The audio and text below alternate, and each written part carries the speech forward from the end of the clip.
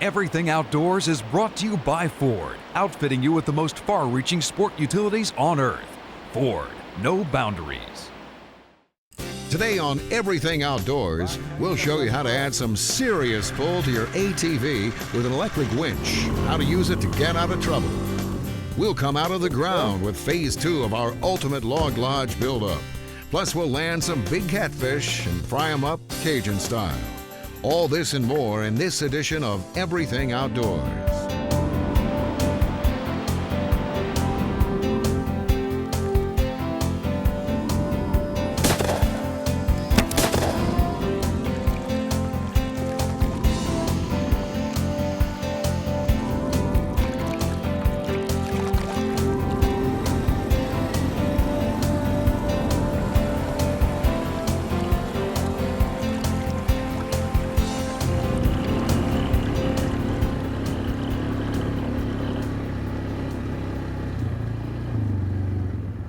Hi, welcome to the show. ATVs are super popular and for good reason. They can get you to places that trucks and SUVs just can't go. And with automatic transmissions and four-wheel drive, well, they're better than ever. Today, we'll show you how to outfit your ATV to turn it into a real workhorse.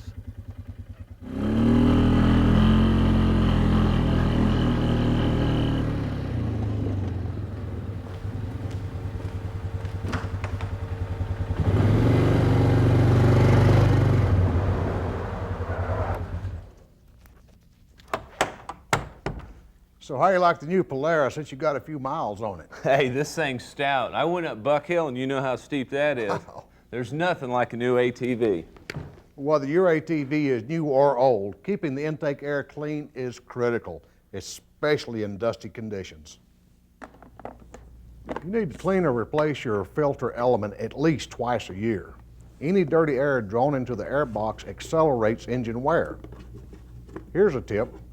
After you clean the air box, smear a thin coat of high-temperature grease on the inside. This traps dirt that would get into the air box and keeps it out of the engine. And then install the new filter. That's a good tip, and here's another one. If you're serious about going deep into the backcountry, well, you'll eventually get stuck, but a winch will get you out. This is an electric unit from Warm with a 2,000-pound rating. Kit comes complete with the mounting bracket and fairlead rollers, the solenoid, control switch, wiring, and all the hardware you need.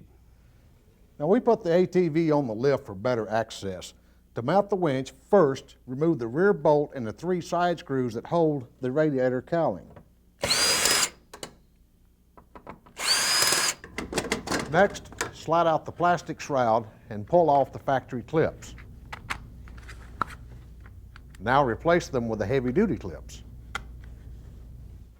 While holding the mounting bracket in position, I'll just finger tighten that rear bolt for now. Next, slide the cowl in place. Then I can secure the bracket to the frame using the hardened bolts that came with the kit.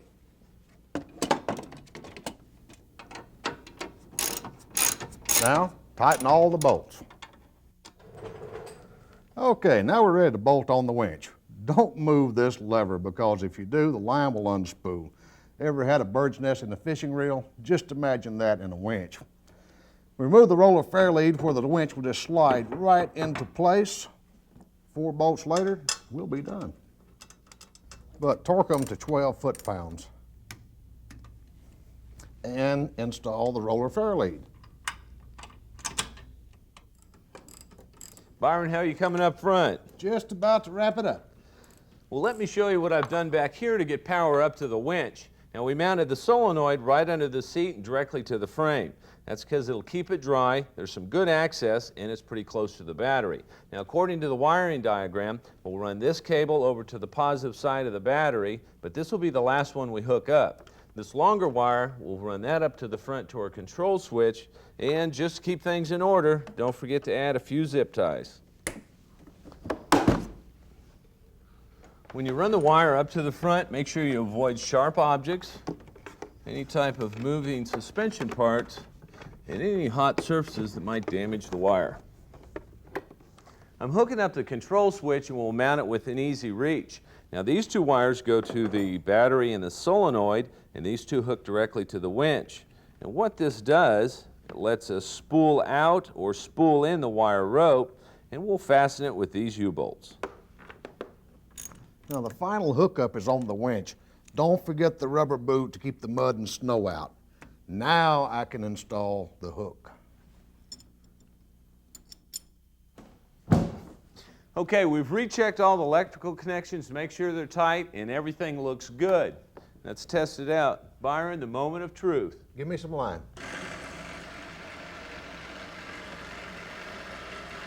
Okay, that's good. Try it the other way.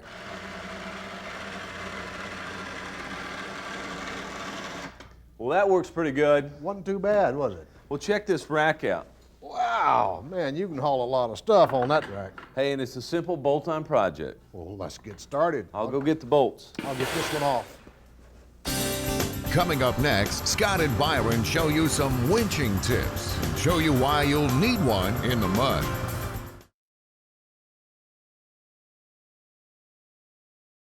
Everything Outdoors, your guide to doing it right in the great outdoors. Hi, everybody, welcome back. You ready to try that winch out? I'm ready. We're going to show you how to use this winch if you get caught knee-deep in the mud. We'll show you how to clear a path, and we'll give you a few safety tips. You ready? I'm ready, bud. Let's do it.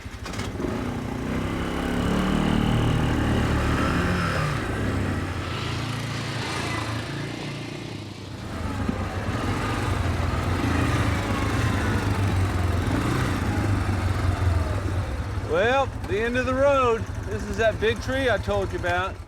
Yeah, it's got to go. I got to stand up on the other side of the ridge. Well, we can fix that.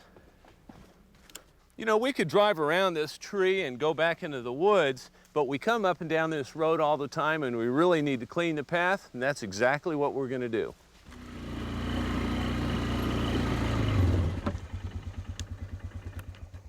You know, winches are great for getting you out of the mud, but they're also an excellent work tool. Now, that tree laying in our path probably weighs more than this ATV, so what we'll do is we'll anchor the back of the ATV to this tree. Now, if you have to anchor the ATV to a tree, make sure you use a trunk strap. What that does is it protects the tree. To pull some line out, I'll disengage the clutch. That way it'll free spool. Okay, this looks like a good pulling point, so I'll wrap the wire rope around here a couple of times to make sure it doesn't come loose under pressure. Now, anytime you pull in logs, make sure the log's not rotten or dry or brittle, because while the rope may not come loose, you sure don't want logs flying at you. Make sure the wire rope is pulling into the throat of the hook, not the tip. Hey, Byron, about ready for these? Yeah, why don't you go ahead and take the slack out. Got it. Now, you always want to lay something on the line to absorb the recoil in case it were to break.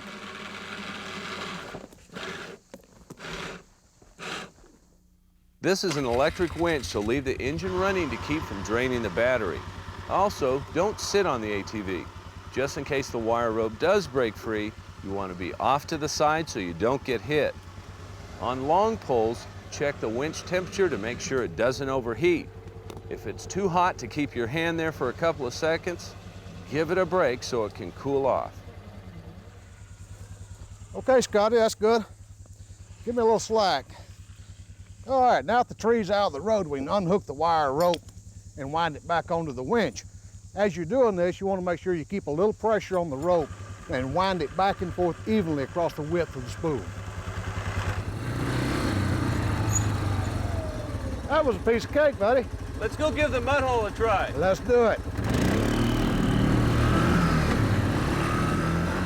We'll continue our winch test and we'll deliberately stuff the ATV deep into the muck, the place we call the mud hole.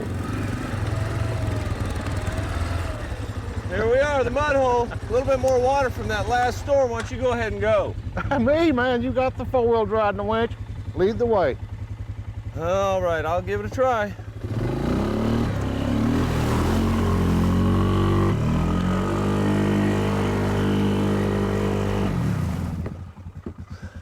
Another fine mess you've got me into. Oh, shoot.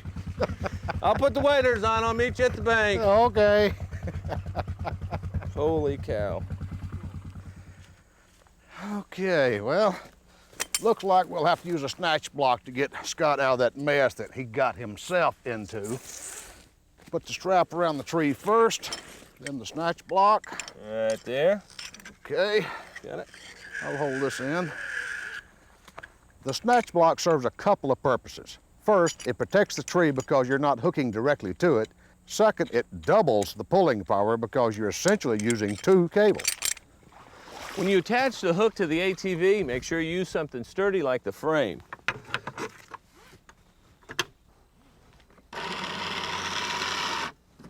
We mentioned this earlier, but it's worth mentioning again. Make sure you throw something like a jacket on the cable so if it breaks, it won't snap back at you. With one hand working the winch control switch, use your other hand to steer the ATV. Keep a steady pull until you get to more stable ground.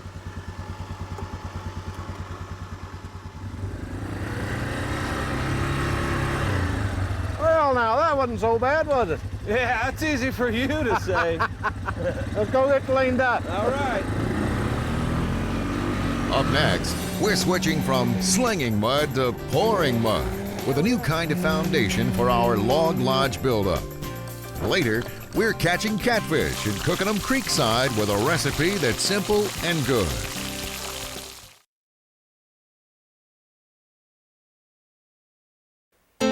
Everything outdoors. Building up the ultimate sportsman's lodge. As you can see, there's a whole bunch of logs sitting on our basement walls. There sure is. There's about 500,000 pounds up there, but the high-tech foam blocks we use to build the walls, well, they can handle the weight. Now I'll take you back for part 2 of the ultimate log lodge project. What we got?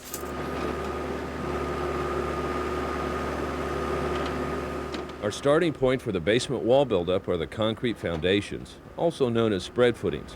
We dug 2-foot by 1-foot trenches, and for added strength, we set several rows of 5/8 rebar.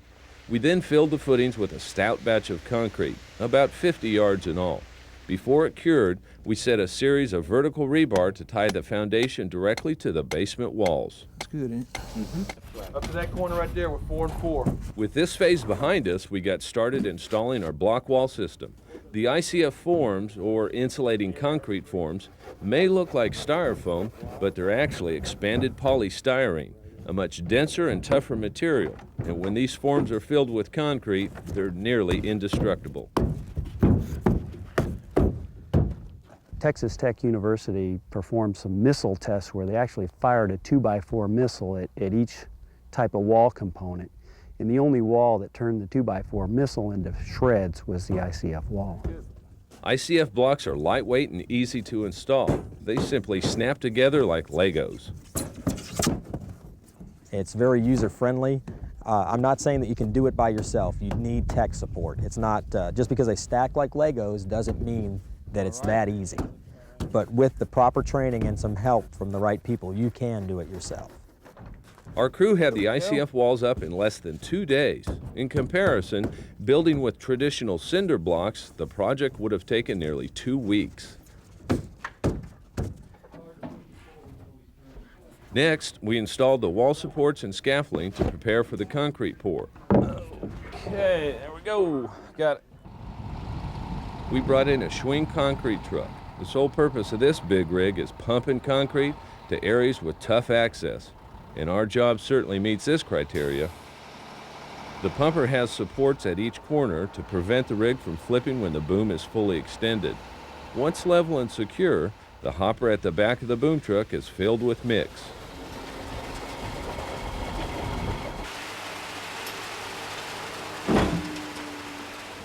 With the 105-foot boom extended and full of concrete, we began filling our ICF forms. A unique feature of this truck is the operator controls the rig from a remote box. The amount of concrete flowing into the forms to the angle and position of the boom.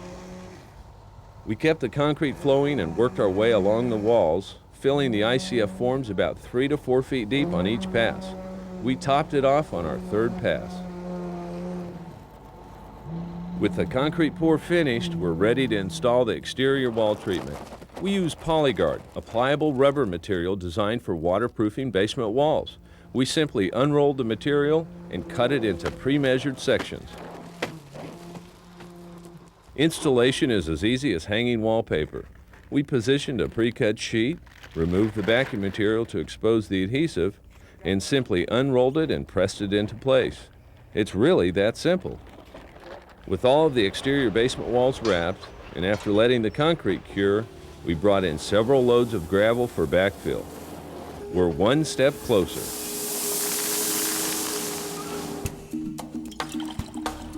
Backcountry cooking, wild game, and outdoor recipes and tips.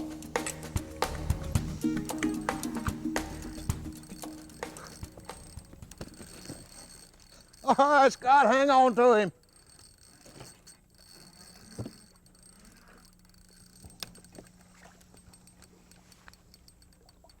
All right, that makes 4. Let's eat. All right.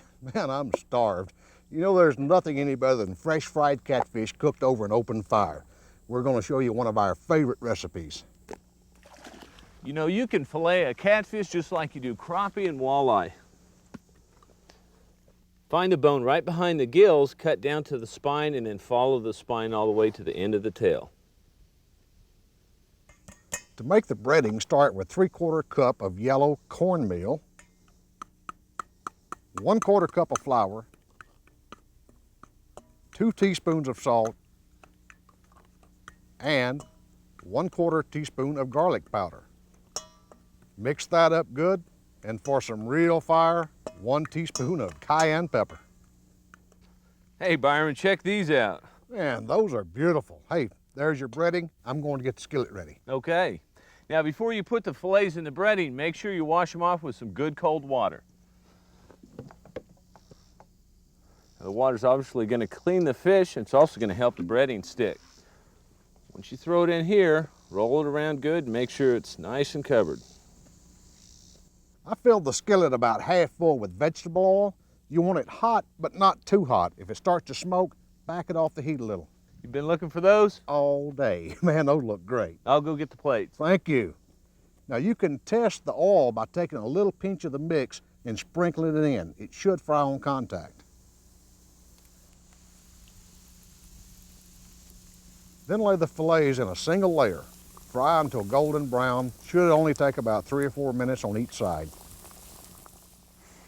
Smells great. A meal like this deserves some nice garnish like these fresh sliced tomatoes and a little lemon to squeeze on the fillets. There you go. Oh man, that's even better than I remembered it being. Hey, you can't get much fresher than that. Telling you.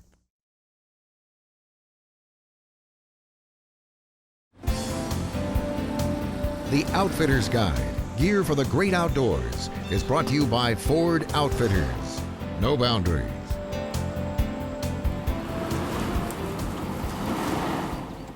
If you go hunting in the wetlands or go fly fishing for trout in the river, you're going to end up getting wet and your boots will probably get muddy. Well, you know, you don't have to ruin the carpet in your SUV or pickup with all that mud and water. A company called Nifty Products has come up with a way to protect it with these catch-all floor mats. The backside of these mats have a moisture barrier to protect your floor from water, snow, and mud, plus a gripping surface to prevent them from sliding around under your feet. The carpet is treated to prevent stains, and the molded edges will prevent spills from pouring out onto your floor. These mats are custom fit for your specific vehicle and come in most original colors. You need someplace to secure your gear. And let's face it, the last thing you want to do is throw everything in a big pile. It's going to roll around, something's going to get broke. Well, now the truck vault is a great way to secure your ammunition, your binoculars, and your firearm. These optional dividers can be configured to different size compartments, and they'll handle up to a 57.5-inch firearm or fly rod.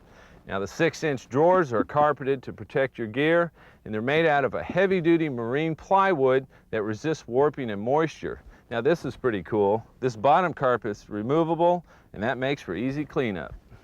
Truck vaults are available for most makes and models, and they're easy to install. They slide right in. You can order a carpet that'll match your interior, and for extra security, they come with a push-button lock. You know, besides the floors getting dirty, the seats in the SUV get the most abuse. Weathercolia offers this completely waterproof cover that fits your seat like a glove.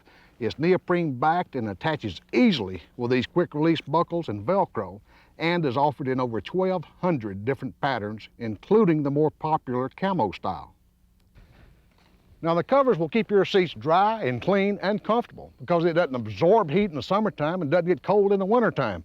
We'll keep this expedition looking new even after a few hunting and fishing trips, buddy. Hey, speaking of new, check out that Loomis fly rod. Whoa. Now let's take a look at what we're going to see next week. Check these flies out right here. Next week, we'll take you through the steps of building a custom set of arrows, from gluing on feathers to adding a personal touch. Our ultimate log lodge project continues with Phase 3. Plus, we'll show you how to stay on course with the latest GPS gear and topo maps. Thanks for staying with us. As always, respect the outdoors and each other. Ready? Let's do it.